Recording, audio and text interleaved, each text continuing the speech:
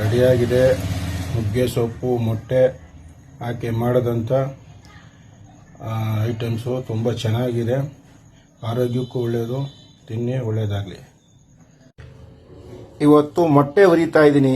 ವಿಶೇಷ ಏನಪ್ಪ ಅಂದರೆ ಇದ್ರ ಜೊತೆಗೆ ನುಗ್ಗೆ ಸೊಪ್ಪು ತುಂಬ ಆರೋಗ್ಯಕ್ಕೆ ಒಳ್ಳೆಯದು, ಔಷಧಿ ಗುಣ ಇರುತ್ತೆ.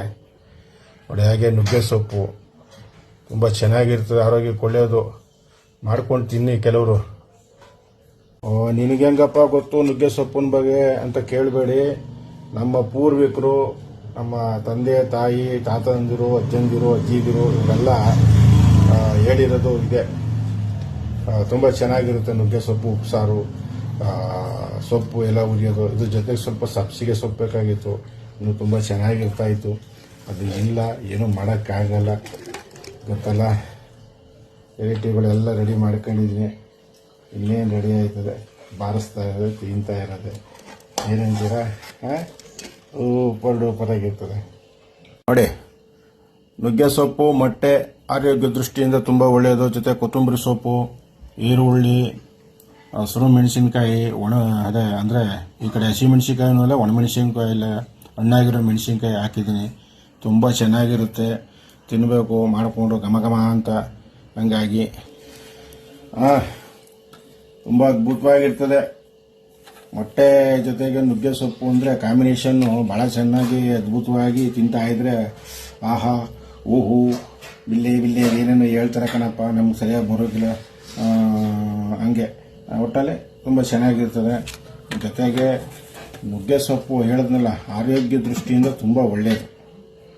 ಮಾಡ್ಕೊಂಡು ತಿನ್ನಿ, ಏನಿಲ್ಲ. ಅಕ್ಕಪಕ್ಕದಲ್ಲಿ ಮರ ಗಿಡಗಳಲ್ಲಿ ಬೇಲಿಲಿ ಬೆಳೆದಿರ್ತದೆ, ಆರಾಮಾಗಿ ಕಿತ್ಕೊಂಡು ತಿನ್ನಿ. ನುಗ್ಗೆಕಾಯಿ ತುಂಬ ಒಳ್ಳೆಯದು.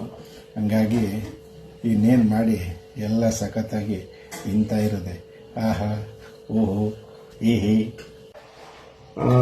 ಈಗ ಕೊತ್ತಂಬರಿ ಸೊಪ್ಪು ಮೊಟ್ಟೆಗೆ ಉರಿಯೋಕ್ಕೆ ಎಲ್ಲ ರೆಡಿ ಮಾಡ್ತಾ ಇದ್ದೀನಿ. ಕ್ಲಾಸಾಗಿ ಮಾಡ್ಕೊಂಡು ಸಾರಿಸ್ತಾ ಇರೋದೆ.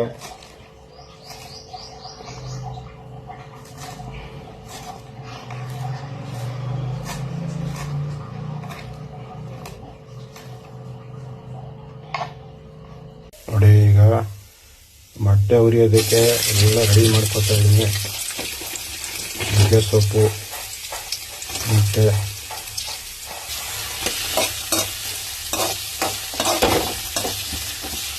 ಎಲ್ಲ ಈರುಳ್ಳಿನ ಚೆನ್ನಾಗಿ ರೋಸ್ಟ್ ಮಾಡ್ಕೊತಾ ಇದ್ದೀನಿ.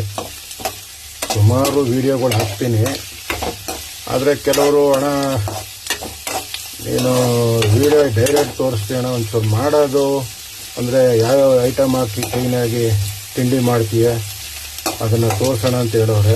ಇವತ್ತು ಹಂಗಾಗಿ ನಾನು ಮೊಟ್ಟೆ ನುಗ್ಗೆ ಸೊಪ್ಪು ಹಾಕಿ ಉರಿತಾರದನ್ನ ಮಾಡ್ತಾಯಿದ್ದೀನಿ, ತಿನ್ನೋಣ.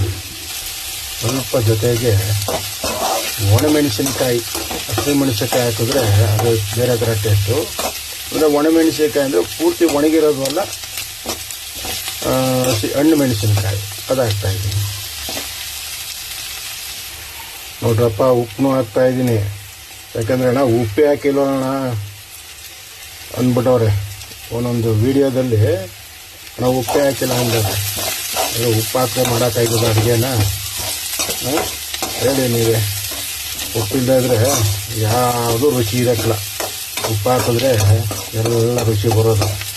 ಹಂಗೆ ಏನೂ ಮಾಡೋಕ್ಕಾಗಲ್ಲ.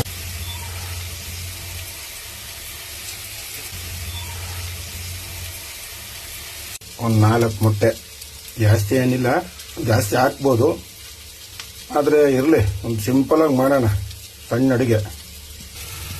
ಈಗ ಎಲ್ಲ ಹಾಕಿ ಸ್ವಲ್ಪ ಹೊತ್ತು